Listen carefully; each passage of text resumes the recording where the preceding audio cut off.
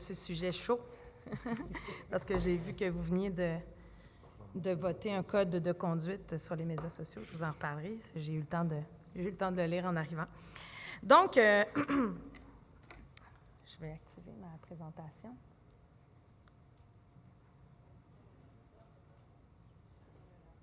Peut-être mettre la présentation. Je ne sais pas si... c'est le laptop qui... c'est le résultat d'abord. Ah oui, OK, d'accord. Bon, parfait. On va commencer avec ça. Alors oui, parce que vous avez une question vous a été posée sur les médias sociaux, puis c'est parfait parce que moi, je voulais commencer en vous présentant un peu qu'est-ce qu'il en était au Québec de l'utilisation des réseaux sociaux. Vous allez pouvoir vous comparer avec le reste du Québec selon les données du CIFRIO. Bon, ça date de 2018. Vos données sont plus fraîches, on va se le dire. Donc, 89 d'entre vous sont actifs sur Facebook, 22 sur Instagram, 14 bien, vous êtes quand même... C'est fou. Vous êtes pas mal... à part que vous êtes un peu plus sur Facebook, ça ressemble pas mal aux données du Québec. Donc, c'est très probant. C'est intéressant. On peut... ouais. Snapchat, quand même, 10 donc il y a des jeunes dans la salle. Donc, oui. Tout à fait. Donc, je viens aujourd'hui vous faire un peu un portrait de tout ça parce que les communications ont eu des grands revirements dans l'histoire, n'est-ce pas? On est passé de l'oral à l'écrit à un certain moment, de l'écrit à l'imprimé à un autre. Et en ce moment, on est de l'imprimé au numérique, c'est-à-dire aux nouvelles technologies. Puis à chacun de ces grands bouleversements ou évolutions technologiques, si on veut, il y a eu des mutations politiques et sociales qui les ont accompagnées. Puis aujourd'hui, mon objectif, c'est que vous compreniez davantage les enjeux, le contexte, mais aussi les leviers qui peuvent vous servir dans votre tâche et les risques à prendre en considération aussi, que vous connaissez peut-être déjà un peu parce que, bon, on en parle beaucoup dans les médias, disons, ces temps-ci. Donc, ça fonctionne. Merveilleux. Grosso modo, avant de rentrer dans qu'est-ce qu'il y en est au Québec exactement, les communications sur le web ont vraiment changé notre façon d'interagir autant entre nous, avec la société, avec l'information, avec les instances politiques, avec les contenus en général, la culture, tout est affecté carrément. D'ailleurs, si vous pouvez vous référer à un excellent petit essai qui a été écrit par Michel Serres là-dessus, qui s'appelle « Génération Petite Poussette » et qui met un peu en perspective tous ces changements-là pour qu'on comprenne que c'est sérieux et puis qu'on ne peut pas... ça a un impact majeur. On est dans un contexte de multiplateformes. Vous l'avez vu, là, déjà vous-même, vous en utilisez plusieurs. Et plus vous êtes jeune et plus vous en utilisez davantage. On est dans un contexte où on est dégéolocalisé. À une certaine époque, on interagissait avec les gens qui étaient accessibles autour de nous. Après ça, on a eu la poste, puis le téléphone, qui ont permis d'élargir, de dégéolocaliser davantage nos interactions. Maintenant, non seulement on peut interagir avec des gens de partout dans le monde, mais il y a une augmentation des capacités de réseautage. D'ailleurs, probablement que si vous vous référez à votre adolescence, vous aviez peut-être 50 amis, puis si vous regardez, vous avez un ado à la maison, quand il change sa photo de profil, il y a peut-être 5000 likes. Donc, on voit que les capacités de réseautage ont été complètement exacerbées avec l'arrivée des médias sociaux particulièrement. C'est un modèle d'affaires qui est basé sur l'échange des données, même si ce n'est pas su par tout le monde, là. On a un service, mais en échange, on accepte qu'on prenne des données à notre sujet, qu'on en fasse un usage commercial. J'en parlerai tout à l'heure du modèle d'affaires de ces plateformes-là. Et on est bien sûr dans un contexte mondialisé, où ce sont des grandes entreprises qui font affaire à travers le monde. Au Québec, on est extrêmement actif sur les réseaux sociaux. C'est un fait. 83 de la population est active sur au moins un réseau social. Et si on regarde en bas, ça, c'est les données du CIFRIO, qui est l'organisme qui est mandaté pour faire de la recherche sur nos habitudes sur Internet, en ligne, au Québec.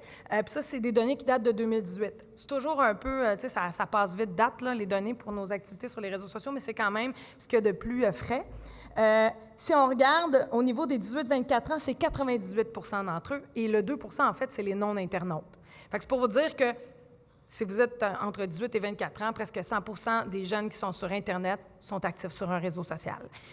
Donc, ce n'est plus marginal, n'est-ce pas? Et 65 des Québécois sont connectés quotidiennement. Vous avez été 89 à être sur Facebook aujourd'hui. Eh bien, sachez que c'est 70 dans la population en général. C'est sûr que ça va avec les tranches d'âge. Par rapport au Canada, par exemple, on est un petit peu moins actif sur Facebook, un petit peu moins actif sur les réseaux sociaux, mais j'observe une tendance en rapport avec l'âge moyen aussi. Parce qu'évidemment, il y a une fracture numérique à partir de 55-60 ans où on est un petit peu moins actif sur le numérique. De plus en plus, on l'est, mais on n'est pas des natifs du numérique, donc on va souvent utiliser une seule plateforme et ce ne sera pas Snapchat en général, je peux vous dire. Donc, vous étiez 22 sur Instagram, c'est 24 dans le sondage qui date de 2018 et moi, je pense que ça a augmenté, particulièrement chez les femmes 35-45 ans. Je fais beaucoup de placements sur les médias sociaux puis je me rends compte qu'il y a vraiment une migration vers Instagram qui est importante depuis quelques mois, donc elle n'est pas prise en considération. Et en fait, ce qu'il faut comprendre, c'est qu'on est de plus en plus multiplateforme. C'est pas parce que vous êtes sur Facebook, vous n'êtes pas sur Instagram ou vous n'êtes pas sur Snapchat. Et d'ailleurs, les jeunes vont souvent être sur à peu près toutes les plateformes et vont l'utiliser par fonctionnalité. Donc, on va être sur Facebook, peut-être pour interagir dans des groupes particulièrement, soit des groupes politisés, mais aussi des groupes en fonction de nos champs d'intérêt, des groupes d'amis, des groupes de travail. On va utiliser Messenger pour interagir avec nos proches, mais peut-être qu'on va utiliser Instagram pour être en lien avec, je ne sais pas moi, des gens avec qui on fait du yoga ou peu importe. Dépendamment de ce que j'appelle des tribus en ligne, vos groupes d'appartenance, vous allez interagir avec ceux-là avec différentes fonctionnalités sur différentes plateformes. Plus vous êtes jeune et plus c'est vrai, plus vous êtes mobile et plus d'ailleurs la complexité de ces fonctionnalités-là ne vous fait pas peur. D'ailleurs, c'est la valeur ajoutée de Snapchat, c'est d'être compliqué.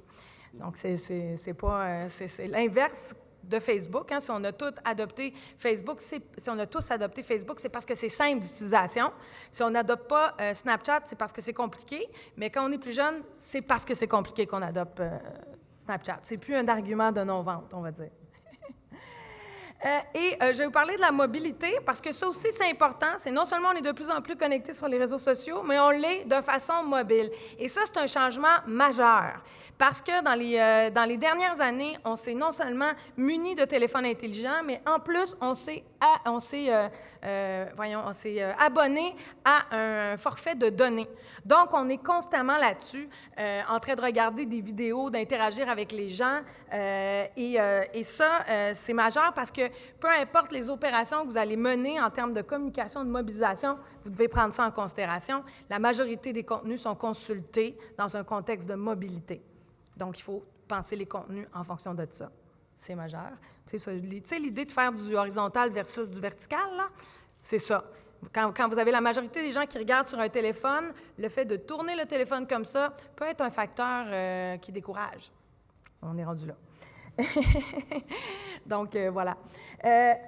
Pour vous dire, le téléphone intelligent, ça, c'est le fond des médias. Ça, c'est au Canada. C'est 89 au Canada. On a un petit peu moins adopté le pas, mais tout ça pour dire que, en général, c'est une tendance qui va en augmentation. Ça ne va pas diminuer. On va davantage être dans un contexte de mobilité. Autre élément important à prendre en considération, nous sommes dans un contexte de domination de marché extrême actuellement. Ça, c'est pour vous dire, les plateformes qui sont, puis désolé, c'est en anglais, là, il y a un article d'ailleurs que je vous invite à lire, je suis très à jour dans ma présentation, de Chris Hughes, qui est un des fondateurs de Facebook et qui a lancé une alerte dans le New York Times au sujet de ce monopole détenu par Facebook, qui pour lui est un problème. Qui est un problème pour les Américains, mais qui est un problème pour tous ceux dans le monde qui sont actifs sur cette plateforme, donc pour nous aussi. Parce que, évidemment, Facebook possède la majorité des applications sur lesquelles nous sommes actifs de manière importante. Regardez, ça, c'est la famille Facebook versus tout le reste. Donc, c'est une entreprise qui domine au-delà de toutes les autres entreprises qui offrent des options de communication sociale. Et, à travers ça, Facebook capte plus de 80% des revenus issus des réseaux sociaux à l'international. C'est majeur. Et ça, excusez-moi, sachez que ce 80%-là vient bien sûr piger dans la poche de nos médias d'information. Parce que le modèle d'affaires de vente de la publicité, c'est un peu le même. En fait, ils sont en compétition. Donc, si on n'achète plus de publicité dans les médias locaux, par exemple, on l'achète sur Facebook. Donc, ce sont des revenus qui quittent nos médias actuellement. Et qui expliquent un peu la crise actuellement aussi. On est donc dans un contexte de mondialisation avec, levez donc la main ceux qui connaissent ce qu'est le GAFAM ou le GAFA. Bon, alors je vais l'expliquer, ça va me faire plaisir de vous initier à ce concept qui est majeur. On appelle le GAFA ou le GAFAM, en fait, ce sont ceux-là, les géants du web, Google, Apple, Facebook, Amazon et Microsoft. Il y en a qui le mettent, il y en a qui ne le mettent pas, là, Microsoft, peu importe. Ce sont des entreprises qui sont très difficiles à concurrencer parce qu'elles dominent un marché à l'international et qu'elles arrivent à prendre la place de plein d'instances au niveau plus local. Il y a le NATO aussi, si jamais vous voulez, ceux qui ont jamais entendu parler de ça, c'est les plateformes d'économie de partage. En fait, on vous invite à partager vos informations, mais on ne vous partage pas nécessairement nos profits. C'est ça le concept. Mais c'est très efficace, évidemment, puisque étant donné qu'on fait le commerce des données, mais de différentes manières. Si, par exemple, Facebook fait le commerce des données en vendant du ciblage pas publicitaire, j'en parler plus en détail bientôt, NATO va plutôt utiliser ces données-là pour raffiner son service à travers justement les échanges entre utilisateurs, comme par exemple les fameuses cotations qu'on peut faire sur Uber ou sur Airbnb, etc., qui est un partage de données créé par les utilisateurs, carrément. Juste pour vous dire, là, pour pas qu'on se mette au centre du monde, tout ce que je vous dis, le GAFAM, le NATO, etc., ça concerne bien sûr l'Occident parce qu'en Asie, ce sont d'autres entreprises. Le modèle d'Internet est un peu différent. On est plus dans un concept de, mettons, on va dire Big Brother pour suivre le titre de ma présentation qui est le meilleur des mondes, parce que Big Brother avec George Orwell est plus dans un concept de centralisation et de surveillance extrême. Ce sont souvent les gouvernements qui vont censurer, d'ailleurs, Facebook et qui vont imposer certaines plateformes. Il y a aussi le fait que Baidu, son slogan, c'est « comprend mieux le chinois que Google ». Donc, parce qu'évidemment, faire une recherche en chinois sur Google, ils n'ont pas développé spécifiquement cette compétence. Au niveau des données, parce que c'est vraiment ça le nerf de la guerre, on entre dans une ère d'ailleurs où les données, ça prend un peu, pour faire une équivalence, c'est un peu comme le pétrole, c'est la source brute qui permet vraiment de générer beaucoup de revenus si on sait la raffiner et si on sait la vendre. D'ailleurs, il y a Statista qui mentionne qu'en 2021, on devrait avoir 7 fois plus de données qui sont enregistrées sur ce qu'on fait. Puis je vous dis, il y en a déjà beaucoup, là, fait que 7 fois plus, je pense qu'on va avoir des données biologiques ou quoi, là, mais ça risque d'être important. Et c'est une entente tacite que les gens acceptent en général, de plus en plus. Les gens n'ont pas de malaise à dire « oui, prends mes données en échange d'un service ». C'est ça le deal qui se passe actuellement. Et de se dire, quittons ces plateformes, c'est problématique, je ne veux pas que les données soient engrangées à mon sujet, etc. Le prix à payer est très élevé parce que, comme vous l'avez vu, les gens sont actifs sur les plateformes de réseaux sociaux. Ce sont des outils qui sont fabuleux à certains égards. Le problème, c'est qui contrôle cet outil.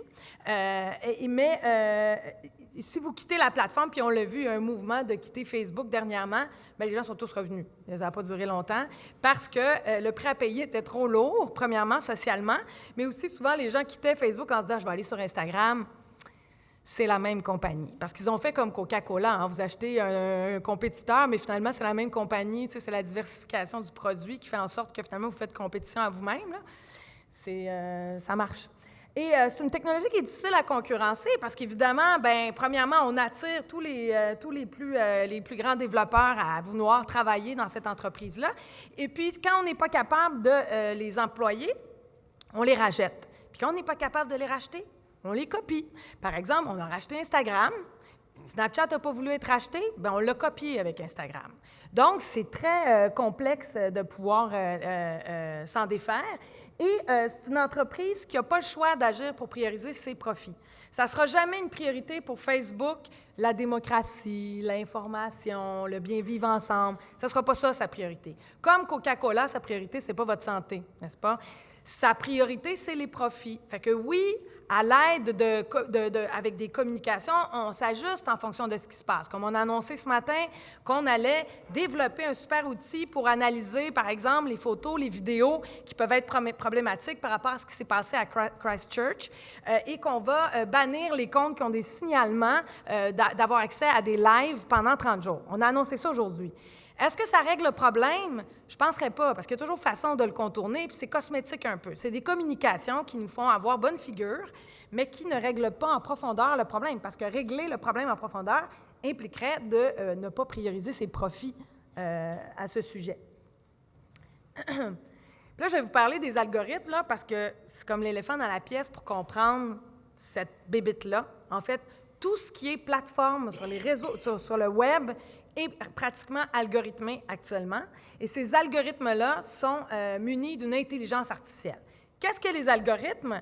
Grosso modo, moi, j'aime les représenter comme une armée de mini-robots qui travaillent à mon service, mais en fait, travaillent à mon service, travaillent au service du propriétaire de l'entreprise, évidemment.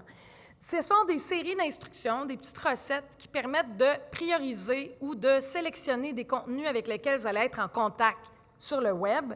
D'ailleurs, les algorithmes sont rentrés dans nos vies, justement, de manière très sympathique parce qu'ils nous permettaient d'enlever les spams dans nos boîtes de courriel, nous permettent de trouver des chemins sur Google Maps, nous permettent d'avoir des propositions de séries qui sont adéquates avec nos goûts sur Netflix, nous permettent d'avoir des suggestions de publications d'amis qui vont nous intéresser, etc. D'ailleurs, Dominique Cardon est un sociologue français intéressant à lire sur ce sujet, si jamais vous voulez aller plus loin.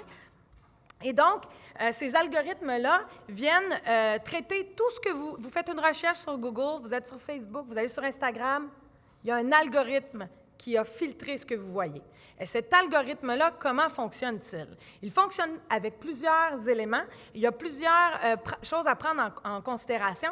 Juste pour que vous compreniez bien, je vais parler de certains éléments qui touchent cet algorithme-là. C'est important de les comprendre.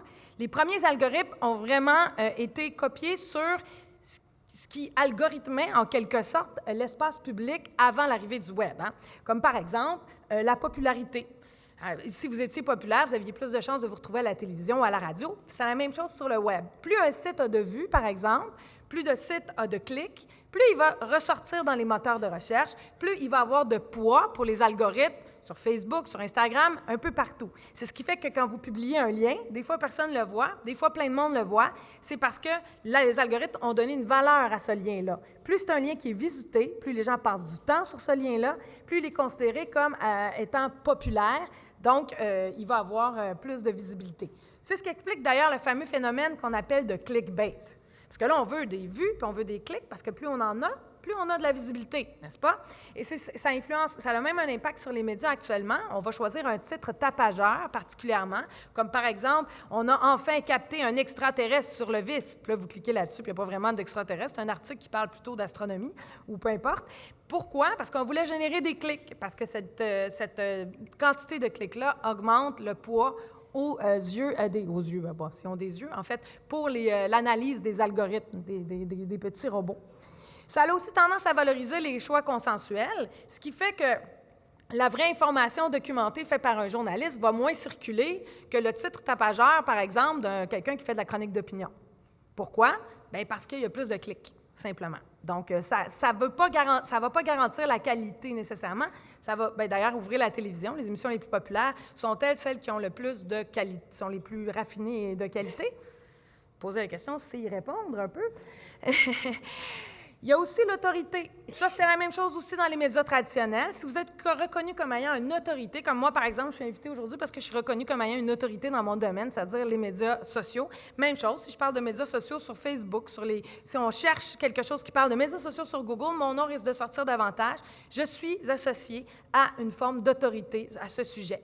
Et c'est ce qui fait que, d'ailleurs, plus il y a des liens hypertextes, par exemple, sur un site qui pointe vers un site sur un sujet X, plus il est considéré comme ayant de l'autorité sur ce sujet. C'est la force sociale d'une page.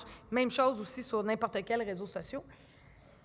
Il y a la réputation aussi, plus on vous aime, comme les vedettes, n'est-ce pas? Plus on vous invite, n'est-ce pas? Parce que vous êtes aimés.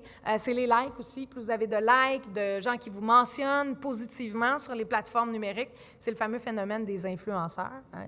Plus ils sont aimés. Alors, parce qu'ils sont aimés, leurs publications ont plus de visibilité, ont plus de poids, ont plus d'influence sur certains groupes. Évidemment, ça vient avec un certain manque d'authenticité parce qu'on finit par vouloir conserver l'image qui est aimée de nous.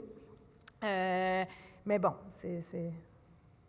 vous irez voir le fameux documentaire sur le Fire Festival à ce sujet, sur les influenceurs. Voilà, ça manque d'authenticité, justement, puis on se fait tromper des fois avec ça.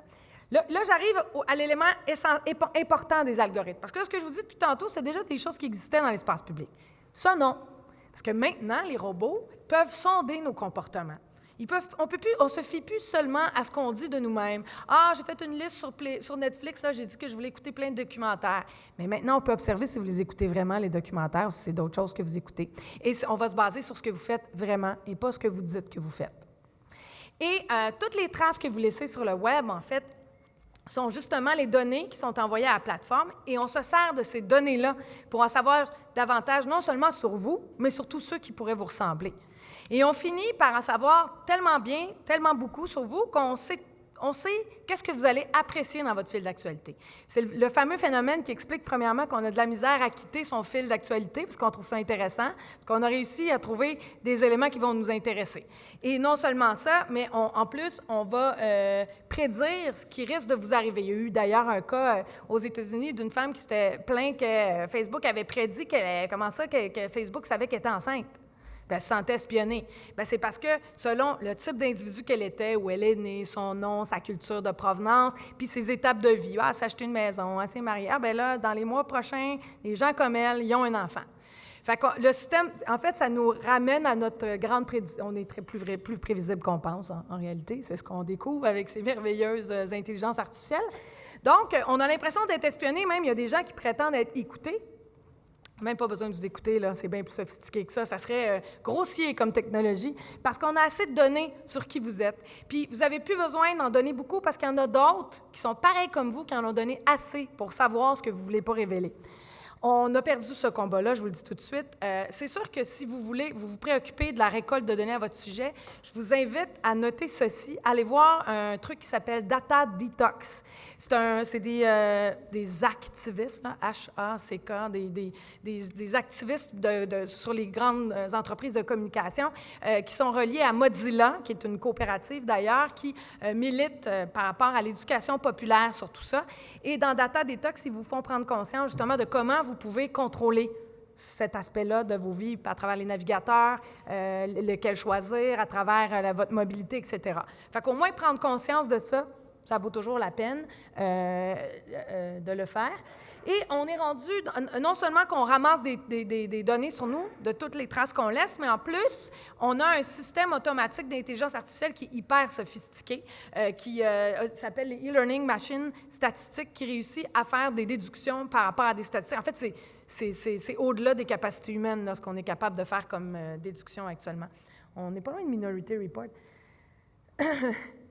Les enjeux que ça soulève, évidemment, il y a un effet d'individualisation. Parce que, évidemment, étant donné qu'on est ciblé dans tous les contenus qu'on rencontre, ça finit par faire que, si par exemple vous détestez les écureuils, vous allez avoir tendance à voir que des contenus de gens qui, comme vous, détestent les écureuils. Ou si vous voyez des gens qui aiment les écureuils, on va vous montrer des publications que les gens qui détestent les écureuils aiment détester. Sur les gens qui aiment les écureuils. Donc, on va complètement alimenter vos contenus pour vous enfoncer, pour vous radicaliser même sur certaines idées, sur certains intérêts. On peut vous rendre monomaniaque là, si vous êtes vraiment trop fasciné par les écureuils, par exemple. Et ça pose un problème si on a l'impression d'être en contact avec le monde comme on l'était autrefois, parce qu'on est, c'est ça, on est dans un monde qui est manipulé, qui est contrôlé, on n'en a pas nécessairement conscience. Il y a aussi les enjeux de vie privée. Parce que les cookies tiers, ces fameux petits espions qui sont déposés sur les sites web, ce que les gens en com utilisent avec plaisir, qui s'appellent des pixels de conversion, bien, c'est des espions pour Facebook aussi, n'est-ce pas? Bien, est-ce que ça respecte la vie privée? Je vous pose la question. Et ça a des effets sur la démocratie, tout ça, évidemment, parce que l'information est la base de la démocratie. Et étant relativement informé avec des biais à travers ces algorithmes-là, bien, est-ce que la démocratie est affectée? Potentiellement. Il y a d'autres éléments, je vais en parler tout à l'heure, parce qu'il y a beaucoup de manipulations qui sont possibles sur ces plateformes-là. Juste pour un petit mot sur Cambridge Analytica, puis Yoran Quav qui est sorti dernièrement. Là, on se dit en plus, ces plateformes-là, bien, on peut les voler, ces données-là. Fait que mettons qu'on serait à l'aise avec ce que Facebook en fait, OK?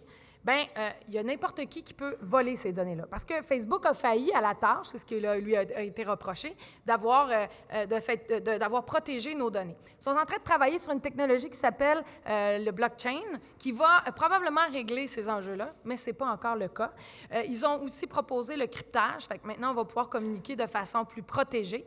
Mais en attendant, ces données-là peuvent être volées. Ça a été le cas par des applications. Facebook a fait d'ailleurs une mise en demeure pour RankWave parce qu'il ne voulait pas se retrouver sur la sellette comme avec Cambridge Analytica parce qu'il ne l'avait pas annoncé publiquement. Donc, on lui a reproché d'avoir voulu camoufler cet effet-là. Mais je vous dis, Facebook n'a pas avantage à donner ses données à tout le monde, à personne, là. C'est son modèle d'affaires. Fait que quand ça arrive, ils ne sont pas plus contents que n'importe qui. Par contre, est-ce que c'est pire que Cambridge Analytica ou RankWave ou Facebook possèdent ces données-là? Qu'est-ce qui est pire? Qui est le plus imputable dans toute la gang?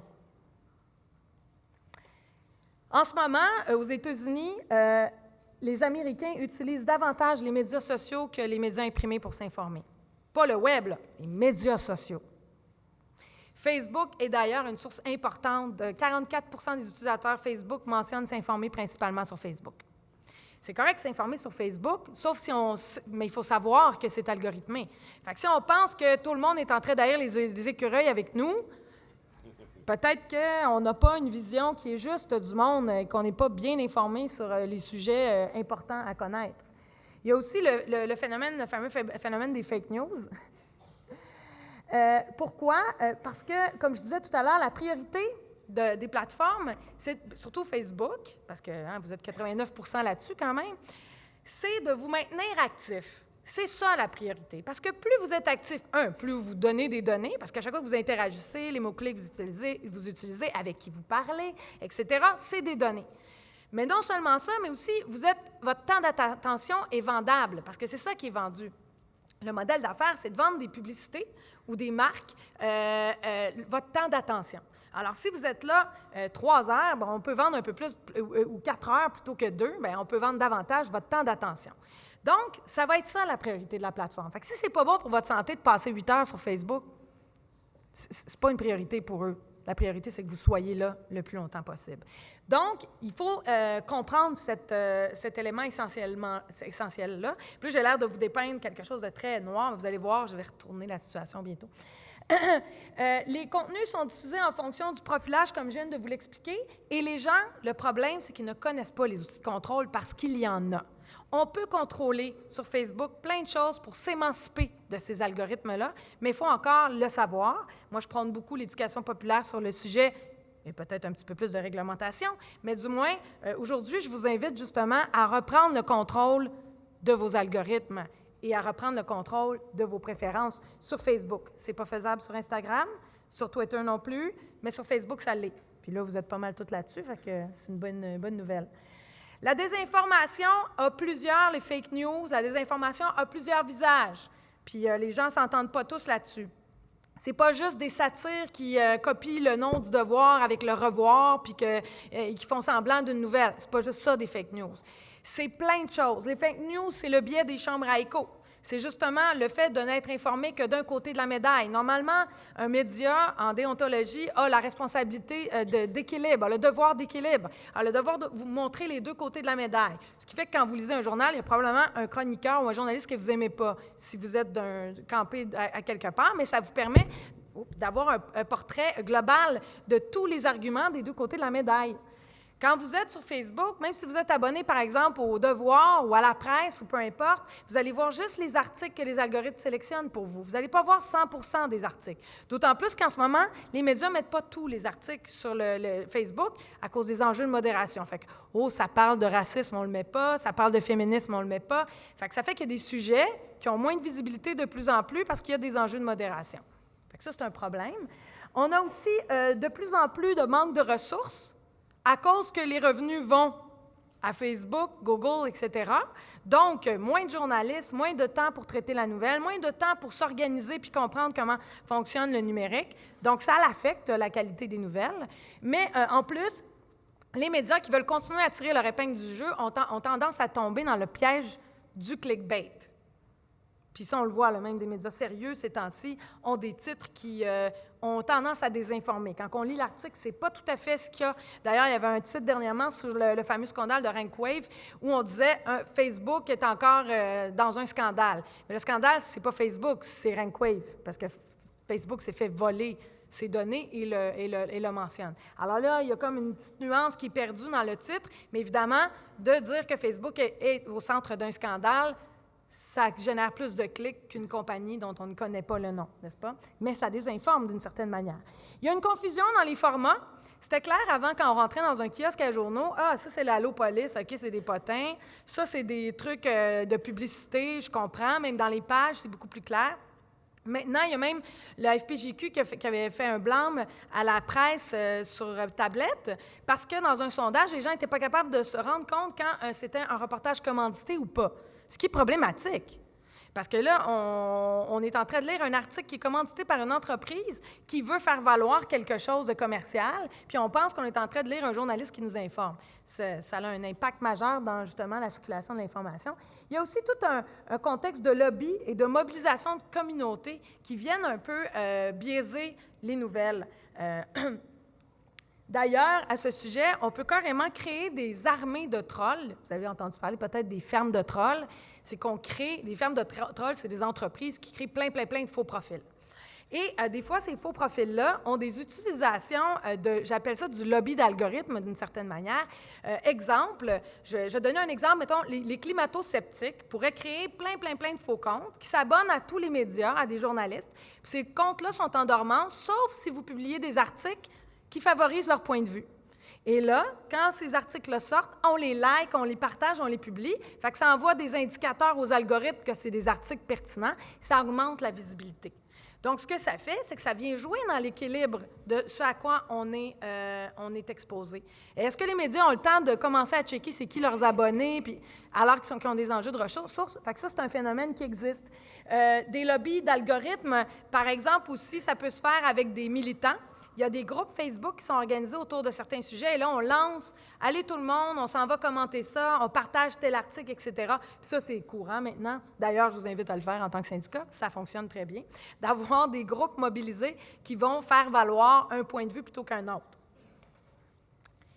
Des abonnés imposés, c'est ce que j'expliquais tout à l'heure, là, des faux comptes qui viennent réagir seulement sur certains sujets.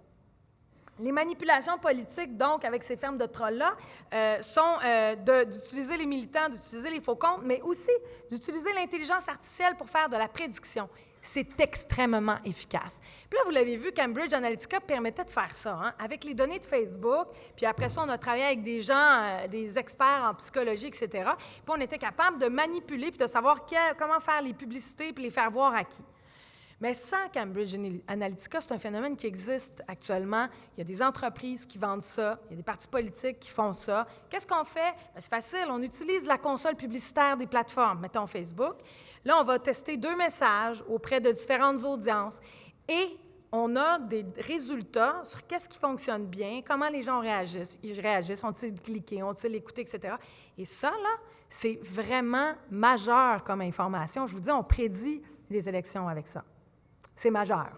Et ce que ça fait, c'est que ça fait que les citoyens sont manipulés, en réalité. C'est ça que ça fait. Et ça fait aussi qu'on fait de la politique ciblée, individuelle, et il n'y a plus de projet de société. On vient te dire c'est quoi ton anane, toi, comment voter, etc., sur les médias sociaux, sans avoir une vue d'ensemble. Puis il y a un enjeu de régulation des flux pour le Québec, là, financier, parce qu'il n'y a pas ces mêmes règles-là aux États-Unis. Il y a la modération dans les médias aussi. L'effet des commentaires sur les contenus, c'est majeur. Non seulement on évite certains sujets dernièrement, mais en plus, quand il y a des études qui prouvent que quand on lit un article, les commentaires qu'il y a en dessous, on les mélange avec le contenu de l'article a posteriori. Donc, si ça fait la même chose sur Facebook, on est un peu dans le pétrin. Parce que si les commentaires en dessous d'un article influencent notre interprétation du contenu en lui-même, bien, ça fait qu'on est aussi, en quelque sorte, relativement désinformé. Puis voilà, les principes de modération de Facebook, par exemple, font qu'on ne peut pas pré-modérer. Il faut modérer après. Mais quand vous avez des millions et des millions de commentaires, ça vous prend beaucoup de ressources pour faire ça. Il y a un enjeu de ressources dans les médias. Fait qu'on fait quoi? On évite certains sujets. Moi, j'ai déjà eu une émission de radio qui m'a mentionné, ne pas vouloir mentionner qu'il allait aborder un sujet qui traitait de féministe parce qu'il n'y avait pas de staff pour le modérer. Donc, ce n'était pas annoncé. Mais ça a un impact aussi sur la circulation des idées. Là, vous me dites, bien là, pourquoi je vais être sur les réseaux sociaux? Bien oui, il faut être sur les réseaux sociaux. Le problème, ce n'est pas les réseaux sociaux en eux-mêmes. Regardez, là, 83 % je le répète, des gens au Québec sont là-dessus. Ce sont des leviers incontournables en termes de mobilisation. Je l'ai expérimenté à moult reprises dans la dernière étant le Pacte avec Dominique Champagne, ça a très bien fonctionné. Source de contenu et d'interaction de qualité, évidemment, et aussi, ça n'a aucun impact sur ce que si vous vous retirez, là, vous, individuellement, c'est pas ça qui va faire changer, qui va régler la problématique. Il faudrait que ce soit tellement massif que je ne vois pas qui aurait les moyens et les leviers pour faire une campagne pour annuler ou faire disparaître Facebook et faire quoi? Prendre la place à une autre entreprise comme Google. Bref, on est dans ce contexte-là. Alors, la vraie question à se poser, c'est voulons-nous laisser le pouvoir total des plateformes de réseaux sociaux, qui sont des fabuleux outils, entre les mains d'entrepreneurs non imputables dans un contexte économique de capitalisme, en fait? Fait que c'est ça la question. Parce que là, il n'y a pas de réglementation ici au Canada, il n'y en a pas aux États-Unis non plus. En Europe, il commence à y en avoir. Et peut-être qu'on pourrait plutôt agir à ce sujet. D'ailleurs, les syndicats pourraient jouer un rôle là-dessus, de faire pression justement pour protéger les démocraties, la démocratie. Il y a des risques, évidemment, à être actif sur les réseaux sociaux. C'est des outils qui sont fabuleux, mais bien sûr, on peut être piraté. On peut avoir des enjeux de confidentialité, parce qu'il y a des captures d'écran, parce que les messages... Là, ça va devenir crypté, c'est-à-dire que, pour ne pas vous parler en chinois, c'est quand vous allez parler par messagerie avec quelqu'un, bien, la clé de décryptage est sur les appareils. Donc, quand le message circule entre les deux appareils, si qui que ce soit réussit à l'attraper, il ne sera pas capable de le lire parce que ça prend les clés de cryptage qui sont sur des appareils. Ça garantit la confidentialité. C'est comme ça que Signal, par exemple, qui a été utilisé par Edward Snowden, fonctionne, aussi WhatsApp. Mais maintenant, toutes les communications de la Facebook, la famille Facebook seront cryptées. C'est l'annonce qui a été faite dernièrement. Il y a des enjeux de harcèlement et d'intimidation qui sont majeurs sur les réseaux sociaux. C'est arrivé vite dans nos vies. On n'a peut-être pas développé à temps les compétences et la compréhension de comment ça fonctionne, tout ça. D'ailleurs, il y a beaucoup de problèmes au niveau de l'intimidation chez les personnes plus âgées qui sont sur Facebook. Parce que, puis souvent, quand on questionne, quand on parle avec ces gens-là, c'est qu'ils ne comprennent pas nécessairement les mécaniques. Ils n'ont pas l'impression que quand ils parlent, quand ils insultent Safia Nolin, qu'elle va lire les messages après ça, personnellement, dans son salon. Et ça a un impact de ne pas comprendre ces dynamiques-là. J'ai bon espoir parce que je travaille aussi avec des jeunes, des adolescents, puis je me rends compte que quand c'est appris jeune, il y a comme des règles de civisme qui s'instaurent, des règles de civisme et une compréhension de comment ça fonctionne, qui fait que c'est presque mieux que chez les personnes aînées parfois actuellement. Là. Si on parlait de l'intimidation dans les classes d'école, mais j'ai l'impression que l'intimidation maintenant est dans les milieux de travail puis dans les centres d'aînés, là. Elle est partout, l'intimidation avec les médias sociaux. Ça a ramené le climat scolaire des cours d'école, en fait. Il y a des phénomènes de clics, parce que maintenant, on peut communiquer en tout temps avec certaines personnes. Puis ça, dans les milieux de travail, c'est un enjeu, je vous le dis. Il y a 2-3 personnes qui communiquent tout le temps entre elles, puis qui peuvent se mettre à intimider entre elles d'autres collègues de travail. Ça vient briser les solidarités, ça vient briser les équipes. J'ai des cabinets qui m'appellent pour ces problèmes-là, là, actuellement. Fait que ça, c'est au niveau des employeurs, puis même au niveau des syndicats, ça vaut la peine de prendre ça en considération parce que c'est d'aménager un espace de travail puis un climat qui est sain. Les médias sociaux peuvent briser ce climat-là facilement. Il y a évidemment les enjeux de loyauté avec l'employeur qui sont aussi problématiques. Qu'est-ce qu'on a le droit de dire, à qui, comment? Votre espace privé, il existe encore, mais avoir 300 amis ou publier sur un groupe avec 300 personnes, on n'appelle plus ça du privé. C'est ça qui se passe. Alors, il faut comprendre que quand on publie publiquement ou auprès d'un grand groupe, même si ce n'est pas public, c'est considéré comme étant public. Parce que 300, 400 personnes, ce n'est pas un petit groupe d'amis dans votre salon. Fait que ça, il faut le comprendre. Les utilisations de vos données dans un contexte commercial, j'en ai parlé. Puis, rupture culturelle multiple, c'est ce qu'on voit actuellement, parce que la chicane qui pogne sur tous les sujets. Vous entendez bien avec quelqu'un parce qu'il y a eu les écureuils avec vous, puis là, hop, vous vous rendez compte qu'il aime les chats. Mais vous avez ici les écureuils, les chats, vous aussi, là. Fait que là, ça devient difficile d'établir des solidarités dans ce contexte-là. D'ailleurs, je ne sais pas vous, mais moi, j'ai vu beaucoup d'autres syndicats avoir bien des enjeux, entre autres sur la loi, sur la laïcité, etc. Puis là, ça vient changer les dynamiques. Puis après ça, il y a tous les enjeux climatiques, les enjeux de... Il y a plein de sujets comme ça qui finissent par nous multidiviser, puis par faire en sorte que c'est ça. On n'a plus de projet d'ampleur. Je veux juste aborder rapidement la diffamation sur les réseaux sociaux parce que moi, j'ai monté d'ailleurs un rapport pour un procès, un rapport d'expertise là-dessus, justement, sur la diffamation dans un contexte de maraudage. Et sachez qu'il n'y a pas eu encore, parce que c'est long, la justice, avant de sortir, alors on a l'impression que tout est permis. Non. C'est juste que vous n'êtes pas encore au courant de tout ce qui se passe. Il y a de plus en plus de jugements qui commencent à sortir ou qui vont sortir. La diffamation, c'est grave. Puis un jugement historique, d'ailleurs, qui vient d'être fait, c'est l'été passé par Dalila Awada, qui avait eu quelqu'un qui avait monté une vidéo qui la mettait en scène, puis qui mentait, en fait, qui l'associait à des terroristes, par exemple. Et ce jugement-là, si vous allez lire là, le texte qui est écrit, la façon dont on présente le jugement, c'est carrément reconnu à quel point la diffamation, le harcèlement, ce genre de choses-là est reconnu comme étant très, très dommageable par nos lois. Donc, il faut faire attention à ça. Actuellement, je le sais pour parler à plusieurs gens qui sont en politique, etc., ils se font insulter, ils se font traîner dans la boue. Tout ça peut être susceptible de poursuite, sachez-le. Puis à un moment donné, il y a quelqu'un qui va le faire. Je vous le dis, là, ça pourrait être Valérie Plante qui décide de poursuivre tous les gens qui la traînent dans la boue actuellement sur les médias sociaux parce que c'est terrible.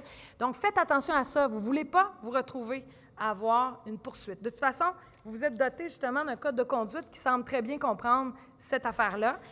Moi, j'invite tout le temps quiconque à tourner 7 fois son pouce avant de tweeter.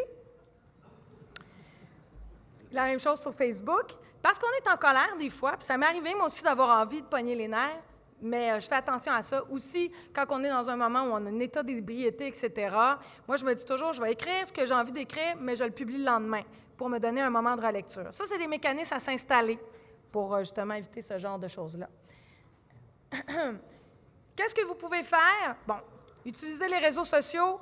C'est pertinent, ça permet du soutien moral, ça permet de développer des solidarités, ça permet de développer des amitiés. Moi, j'en ai développé plusieurs avec ça. Ça permet d'apprendre, d'être en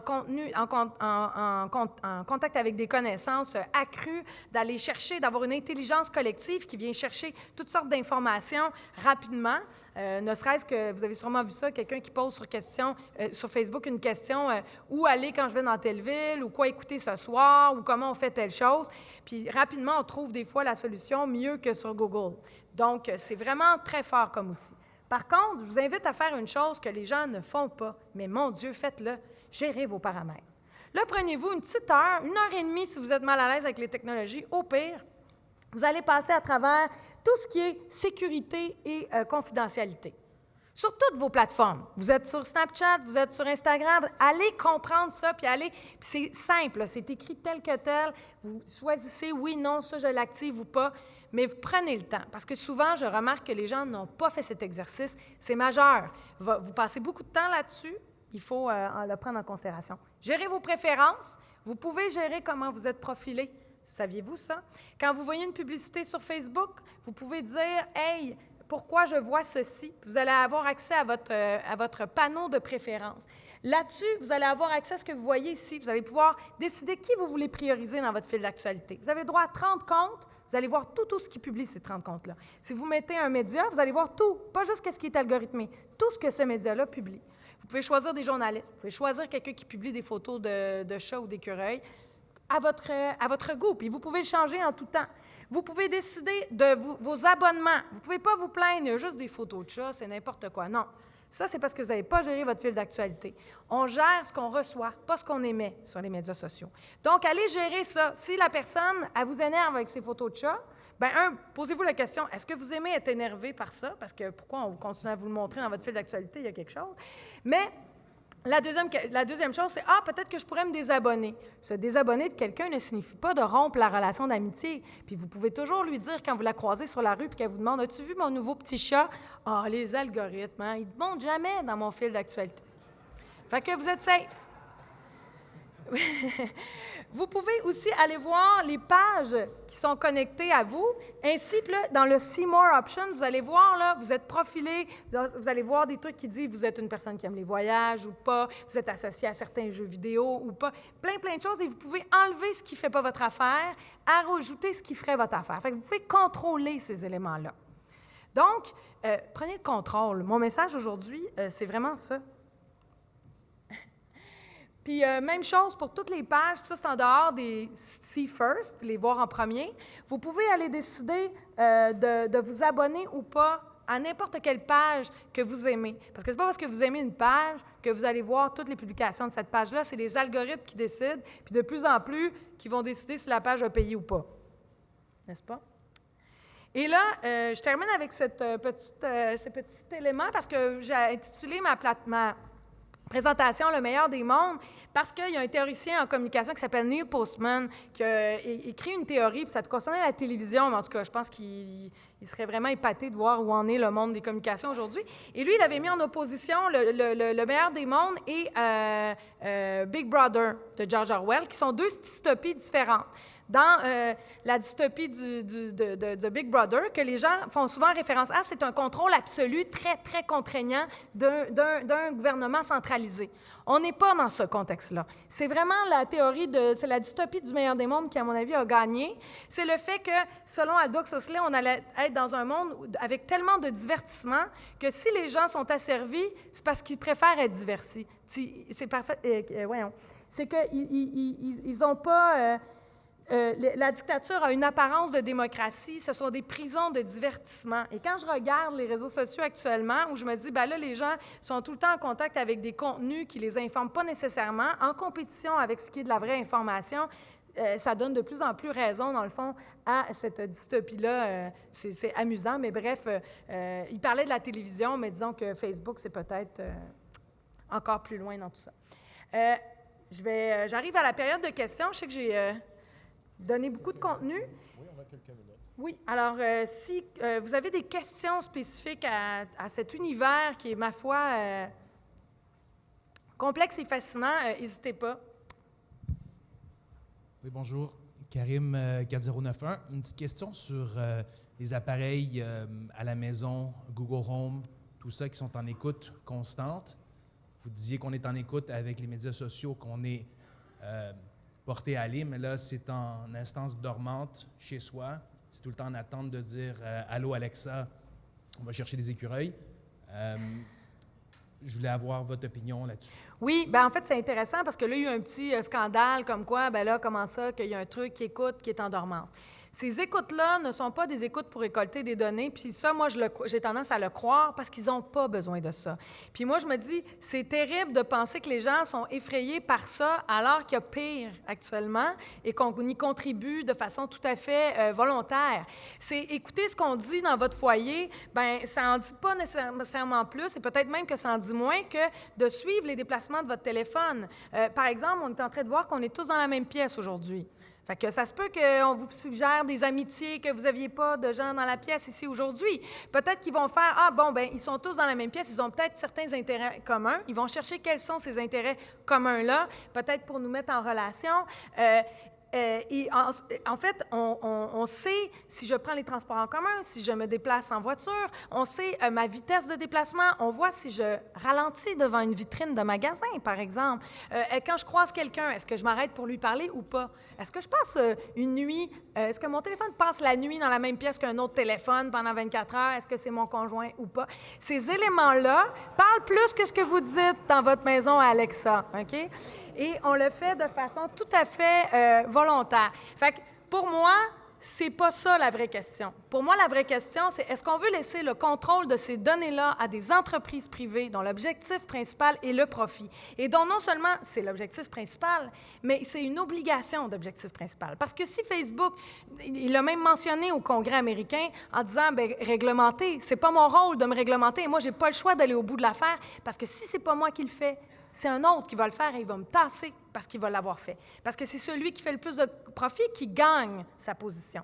On est dans ce contexte-là. Donc, c'est pour ça que moi, je n'irais pas détruire Alexa. Là. Je vivrais dans une grosse boule de papier d'aluminium si je voulais me couper de toute source de données. Moi, je préfère militer politiquement pour qu'on réglemente ces aspects-là, justement, puis qu'on ne se fasse pas dérober nos données à notre insu ou qu'on ait plus conscience de ce dérobage de données-là, de ce deal-là qu'on fait sans mesurer toute la portée actuellement. Micro numéro 3. Bonjour, Samuel Sicard du 4628. Ma question, en fin de compte, tantôt, vous parliez justement des clickbait par rapport à dire, on clique et en fin de compte, ça nous amène à un titre qui nous amène à un autre article. Je me demandais s'il y avait eu des recherches, des études à savoir, juste les gens, ils font juste lire. Tu sais, vous donniez l'exemple des extraterrestres. On a vu un extraterrestre, puis après ça, quand on clique, là, on a toute l'histoire. Mais en fin de compte, il y a beaucoup de gens qui font juste lire le titre et qui se font eux-mêmes une idée. Tout à fait. Puis ça, c'est le problème. Puis c'est le problème des médias parce que parfois, comme quand c'est un média avec un contenu sérieux, qui n'est pas nécessairement venez voir le Bigfoot, là, mais qui est une vraie information, mais qu'on a un peu disons, distorsionné l'information pour la rendre plus attrayante.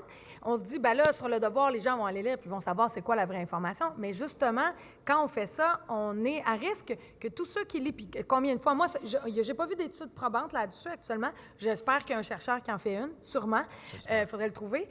Parce que même moi, dans mon fil d'actualité, le nombre de gens que je vois commenter sans avoir lu le contenu de l'article, vous l'avez tous sûrement constaté, c'est terrible. Puis il y a ça, puis en plus, tous les enjeux de capacité de lecture là, qui peuvent être aussi problématiques. Là, on va espérer qu'on va renforcer ces compétences-là dans les milieux d'éducation pour les prochaines décennies parce qu'il y a la compréhension du texte, mais en plus, il y a le fait de même pas lire le texte qui va avoir un effet de désinformation. Merci. Micro numéro 4. On n'a pas abordé le sujet du deepfake. Je ne sais pas si tu es à l'aise d'en parler un peu. C'est quelque chose qui est peu médiatisé ou qu'on n'en entend pas beaucoup parler, mais qui me sonne une cloche énorme quand on parle de fausses nouvelles ou de clickbait. Là. Non, effectivement, j'en ai pas parlé parce que 45 minutes, c'est pas très long, 1 heure. J'ai voulu que je fasse une sélection. Mais oui, puis d'ailleurs, il y a une nouvelle aujourd'hui qui concerne un peu ça. Parce que les deepfakes, en fait, pour ceux qui ne savent pas, c'est on pourrait réutiliser, par exemple, je ne sais pas moi, François Legault, puis on fait une vidéo où il dit des choses qu'il n'a jamais dit, mais ça a l'air vraiment vrai. On est capable de modifier la vidéo pour recréer un faux qui a l'air tout à fait vrai, puis qui est impossible de faire la différence entre les deux. Donc, quand on voit une vidéo de notre premier ministre qui nous dit quelque chose, puis c'est pas vrai, c'est terrible. Et ça, c'est de plus en plus accessible de créer des deepfakes. Par contre, ce matin, Facebook a annoncé investir 7,5 millions de dollars dans l'analyse d'images fixes et de vidéos en lien avec ce qui s'est passé avec Christchurch. Donc, ça va aussi adresser le problème des deepfakes, puis c'était urgent que ça soit fait. Ils se sont associés en partenariat avec 3 universités pour le faire, justement, pour pouvoir tout de suite couper, fermer, enlever de la plateforme non seulement les deepfakes, mais toutes les vidéos problématiques. Il faudra voir, ça sera quoi leur règle de modération, parce qu'ils ne sont pas imputables autrement qu'à leur profit. Là. Mais oui, c'est un enjeu, puis il va falloir faire aussi de l'éducation populaire sur ce phénomène-là pour éviter de générer des délires là, sur l'information. Excellent. Merci, excellente présentation. Ça fait plaisir. Alors, on va prendre, je vois 2 personnes au micro, on va prendre les 2 dernières questions. Le micro numéro 3. Bonjour, Denis Lamy, 4476. Belle présentation en passant. Ça m'a quasiment décroché de ma presse. On n'entendait pas? Ah, excusez. Donc, je vais reprendre Donc, oui, quand tu disais tantôt qu'on pouvait contrôler ce qui est affiché sur notre profil, il ne faut pas oublier que quand on se désabonne d'un fil, par exemple les grosses autos, ou qu'on aime les grosses autos, et qu'on n'aime pas les chats, mais on pourrait avoir des images d'écureuils qui conduisent des grosses autos puissantes. Parce que quand on se désabonne, on dit en même temps à l'autre, j'aime pas ça, donc tu dois aimer d'autres choses qui est proche. Non, on dit j'aimerais ça, ne pas aimer ça. Et voilà. C'est ça. On est capable, les plateformes sondent le côté obscur de notre âme à travers notre comportement. Donc, parce que des fois, justement, il y a des gens qui aiment être fâchés, n'est-ce pas? Et que ça, mais en fait, c'est pas qu'ils aiment être fâchés, mais ça les garde actifs sur la plateforme. Alors, on va continuer à leur montrer. Fait qu'on ne vous montre pas tout le temps juste ce que vous aimez. On vous montre ce qui vous garde actif.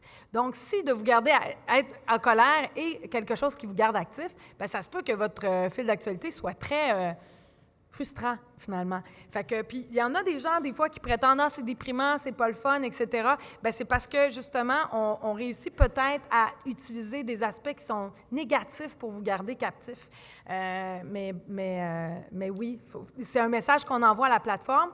Par contre, c'est dur de savoir comment il est décodé, ce message-là, parce que si on pense « Hey, je vais lui dire que j'aime pas les chars », comme je disais, on est en train peut-être juste de lui dire qu'on a cette prétention-là, parce qu'après ça, s'il voit que dans tous nos échanges privés, on parle de chars, peut-être qu'il va continuer à nous montrer des affaires de chars quand même. Ouais. Micro numéro 4. Guy Brouillette, de CFP 687 Sherbrooke. Si j'ai bien compris, là, à un moment donné dans votre conférence, vous avez dit est-ce qu'on voulait laisser le pouvoir total des plateformes de réseaux sociaux qui sont de fabuleux outils entre les mains d'entrepreneurs non imputables? Oui. Est-ce que nous, comme syndicat, on peut avoir un rôle à jouer là-dedans? Bien, clairement, moi, je pense que les syndicats Comment? ont plein de rôles à jouer par rapport à ça. Bien, ça peut être déjà le rôle auprès des employeurs, parce que, tu sais, dans le cas des médias d'information, d'être en rapport avec des commentaires épouvantables, c'est des conditions de travail qui sont pas très confortables. Il y a ça. Mais il y a aussi auprès de toutes les luttes, souvent les syndicats ont un rôle à jouer par rapport à les conditions de travail, la démocratie, les politiques qui sont mises en place, etc. Et puis ça protège les personnes, ça protège les individus, ça protège les citoyens. Non seulement de les informer, mais peut-être de proposer des meilleures réglementations. Il y a un super rapport qui a été déposé en décembre, qui a été fait par un comité de protection à la vie privée. Je ne me rappelle pas du nom complet du comité, là. Il y a 26 recommandations qui ont été faites. Il est fabuleux, ce rapport-là. Mais il n'y a rien qui a été fait par rapport à ces recommandations-là. Moi, j'espère que ça va être remis de l'avant pendant les élections fédérales, au fédéral. C'est le 17e rapport qui a été déposé. Là, vous pouvez chercher ça sur Google. Il fait 125 pages, mais il se lit comme un roman. Et vraiment, ce sont toutes des recommandations, autant au niveau de l'éducation populaire, mais aussi de donner plus de moyens à des réglementations qui existent déjà pour pouvoir sévir sur les plateformes, mais aussi des règles plus claires. Il y a même dans ce rapport-là des chercheurs, par exemple, qui proposent des réglementations au niveau des algorithmes pour pouvoir, par exemple, favoriser l'information de médias officiels par rapport à des fake news ou etc. Puis de jouer là-dessus, parce qu'en ce moment, les algorithmes, elles ne servent pas le bien commun, en réalité. Alors, je vais prendre une vraie dernière question, micro numéro 3. Par la suite, on va être obligé d'arrêter sur cette conférence-là, qui est très intéressante d'ailleurs. Emmanuel Patola, SCFP 1500. J'allais tweeter pour te féliciter de la bonne conférence qu'on vient d'entendre, mais je me suis dit je vais le faire en personne. C'est très intéressant. On a abordé l'aspect démocratie, les dangers pour la démocratie et certains politiciens s'en inquiètent. Il y a beaucoup de gens, des journalistes qui en parlent aussi. Quand on a parlé, est-ce qu'on peut faire quelque chose en tant que syndicat?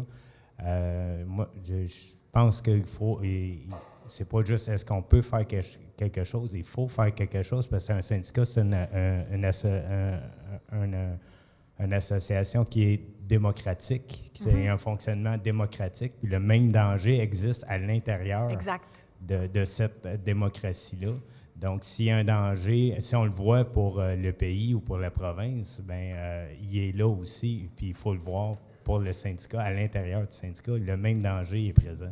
Des manipulations peuvent se faire de la part d'employeurs aussi sur les médias sociaux, de la même manière. Tout à fait. À partir du moment où ces manipulations-là sont possibles et qu'il n'y a pas de réglementation pour s'assurer que l'écosystème est sain au niveau de la délégitimité, ben on a un problème à tous les niveaux, pas seulement au niveau politique, tout à fait. Puis oui, ça va affecter les syndicats. Puis d'ailleurs, vous devez avoir ça doit être extrêmement difficile actuellement, ben en fait, je le constate, là, pour être en contact avec quand même plusieurs syndicats, de contenir le bateau d'un projet collectif ou d'un projet commun ou d'un ensemble dans un syndicat actuellement parce qu'on est de plus en plus retranché dans nos individualités avec les médias sociaux. C'est très, très difficile. Il va falloir que la dynamique change et les algorithmes favorisent cet enfermement individuel-là. Alors, c'est sûr que dans les règlements, dans les recommandations qui sont faites dans le rapport, entre autres, il y a des éléments qui pourraient venir justement changer cette dynamique-là, puis faire en sorte, nous obliger à être davantage en rapport avec le monde réel et non pas une espèce de petite chambre à écho qui nous isole du monde réel. Mais oui, tout à fait. Moi, c'est ce que j'espère. J'espère aussi que ça va être davantage réclamé dans les prochaines élections de la part des citoyens. Il n'y a rien qui a été fait. Pour vrai, là, le rapport a été déposé en décembre. Il n'y a rien qui a été fait. Puis là, on crie. Puis là, moi, j'ai vu un message. « Hey, Facebook en fait pas assez, les GAFA en fait pas assez. » Mais voyons donc, ils en font pas assez. Depuis quand tu demandes à Coke d'en faire plus pour la santé des Canadiens? Non. Il faut que tu réglementes, il faut que tu fasses de la prévention, il faut que tu fasses de l'éducation. L'État a un rôle à jouer par rapport à ça, à mon avis. Et en ce moment, il n'est pas joué du tout, du tout. C'est le Far West complètement. Particulièrement ici, on suit les États-Unis. Puis on peut s'inspirer de ce qui se fait en Europe, qui ont commencé justement avec une réglementation. Ils ont commencé à sortir. D'ailleurs, la plupart des choses que Facebook fait de bon ces temps-ci, c'est à cause de ce qui se passe en Europe. Fait qu'imaginez si on emboîtait le pas. On va voir ce qui va sortir. Là. Justin Trudeau est justement pour parler de ça en Europe aujourd'hui avec la Nouvelle-Zélande et la France. Si le Canada emboîte le pas, bien là, la pression augmente. Évidemment, ça vient complexifier nos relations avec notre voisin, mais tout ça étant très complexe. Mais tout ça pour dire que si les citoyens sont derrière ce genre d'initiative-là, puis à travers les syndicats qui peuvent mobiliser sur ces questions-là, bien c'est sûr que ça ne peut qu'améliorer notre vivre ensemble sur ces plateformes qui sont très difficiles ces temps-ci. Alors, merci beaucoup, Mme Brière. Merci, c'était vraiment intéressant.